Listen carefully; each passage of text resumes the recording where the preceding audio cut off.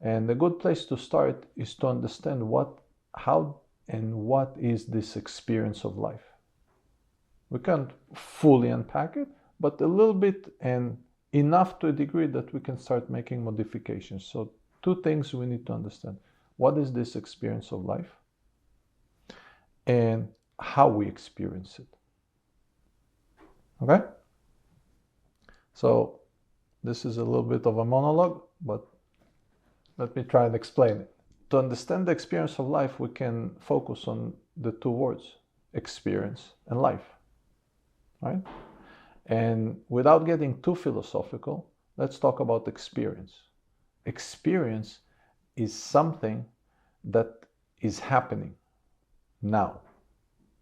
Because if it's not in the now, it's a dream, it's a wish, it's an imagination, it's something that we strive for, it's something in the future, or it's a memory.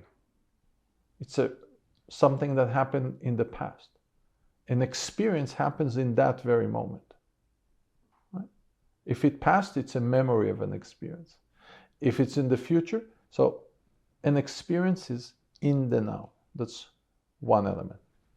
Life. Think of any living matter. Right?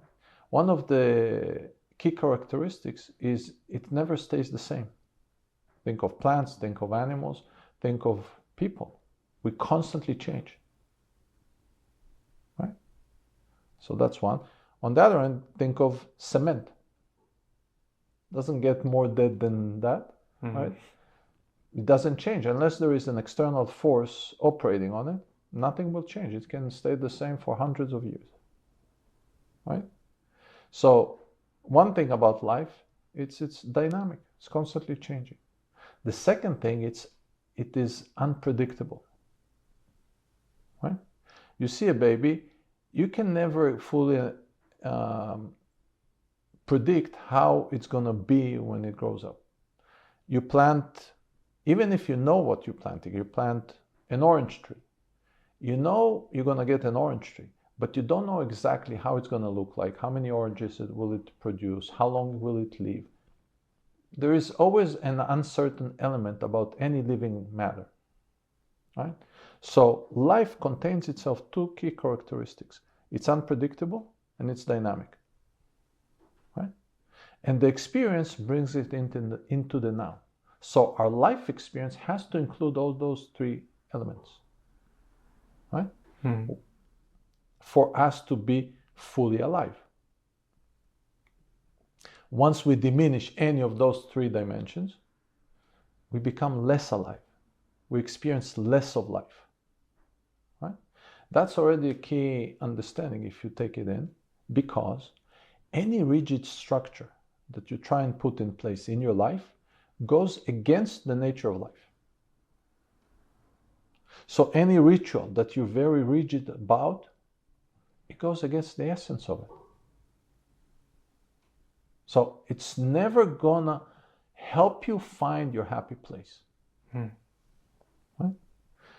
Another element that we can already deduct from this very simple analysis and understanding is the fact that for us to live fully, we need to embrace the nature of the experience, which means we need to be okay with the unpredictability.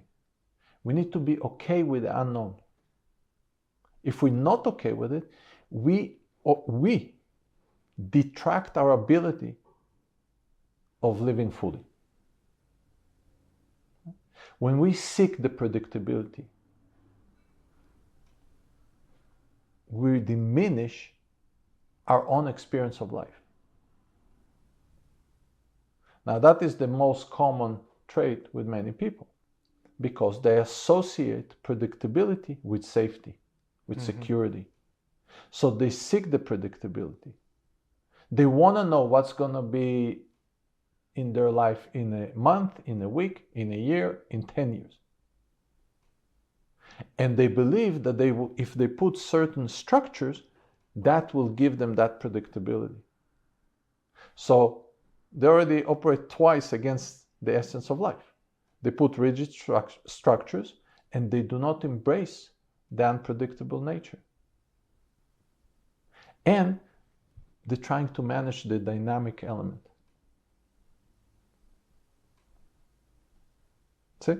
So the first thing is to understand the nature, and then throughout our work, we'll try and get you more comfortable with those traits. Mm-hmm. Being comfortable embracing the unpredictable nature, being comfortable with not knowing, being comfortable with lack of predictability, the fact that it's constantly changing. Why? Because the change, if you look at the other side of that coin, it also means opportunity.